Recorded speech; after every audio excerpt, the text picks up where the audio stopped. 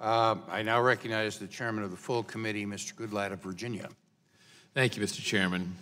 At the outset, I'd like to welcome all the witnesses and thank them for their testimony today. I want to recognize in particular my friend Sheriff Tim Carter of Shenandoah County in my congressional district. Sheriff Carter has served the men and women of Shenandoah County since 2003 and has done so with great honor and distinction. Sheriff, I'm very glad to see you here today.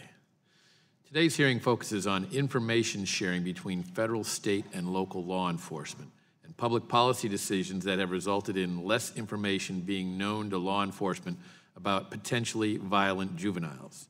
In the wake of the tragic and senseless attack on the students and faculty of Marjorie Stoneman Douglas High School in Parkland, Florida on February 14 by Nicholas Cruz, a narrative of failures by law enforcement at all levels has emerged. We must examine what information law enforcement had concerning Cruz and what was done with that information. However, we must also examine how a troubled youth like Cruz, with a disturbing history of deviant behavior and ample signs of mental instability, would have a spotless criminal record, allowing him to purchase multiple weapons. Given the Obama-era mandates for schools to reduce the school-to-prison pipeline by arresting fewer students, the frightening question is, how many other Nicholas Cruzes are there out there? The FBI has briefed members and staff of this committee in detail regarding the tips the FBI received regarding Nicholas Cruz. The FBI told us that it has initiated internal investigations of the handling of both tips, the internet tip from September 2017 and the phone call from January 2018, and will report the results of its investigations to us once they are complete. The FBI told us of certain changes to protocol that have already been made. We expect to hear of additional changes and accountability after the investigations are concluded. There were also numerous tips made to the Broward County Sheriff and other local authorities concerning Cruz's aberrant behavior and acts of violence.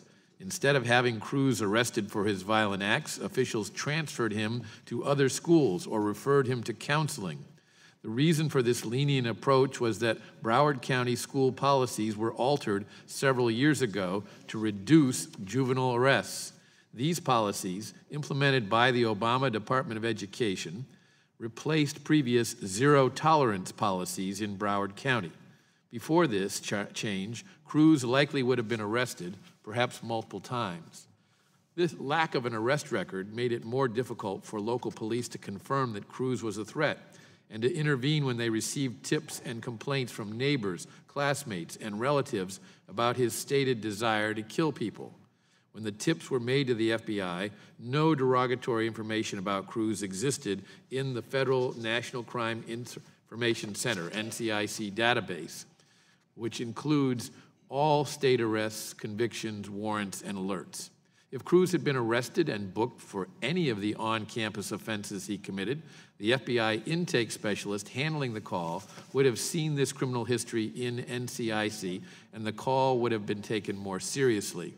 Moreover, Cruz would not have been permitted to purchase a firearm under the National Instant Criminal Background Check System, or NICS. Our nation's safety depends on law enforcement at all levels seamlessly sharing information. But that information is only as good as what is documented and entered into systems.